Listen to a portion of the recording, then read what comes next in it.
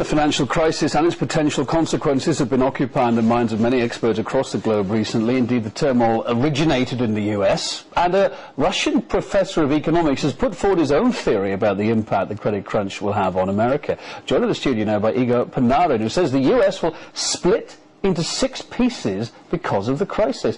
Let's talk more about this. Good evening to you. Thanks for joining us in the studio. Quite controversial thoughts, these. Explain your thought process there.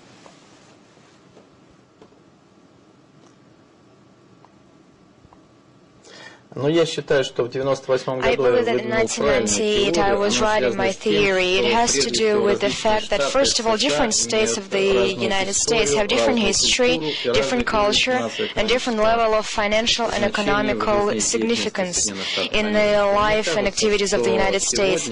Today I believe that the world is at the point of United States development when in fall of 2009 there may a huge crisis may develop, and eventually it will lead in summer of 2010 that the territory of the United States will be divided into 6 different states. My immediate thought is, do you think this would have happened, may happen, according to your theory, if it weren't for the financial crisis? And if this scenario did happen, where would the power base be? Well, the main power base, there will be actually 3 power bases on the territory of the United States. New York and Washington, which will be under the influence of London, first of all. It's California and Texas, which will be under the influence of 3 countries, Russia, China, and Mexico, from my point of view. Now, German Chancellor Angela Merkel says the US got into this trouble in the first place by borrowing cheap money and using cheap money. Do you agree with her?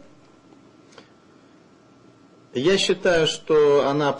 believe that she's right. First of all, I can emphasize that Russia and Germany often have the same points of view as far as the financial crisis is concerned in particular. But I also want to emphasize that the problem is that the dollar is not backed by gold, and there are too many dollars in this world. Well, Mr. Panarin, what are your forecasts for the outcome here in Russia regarding the financial crisis?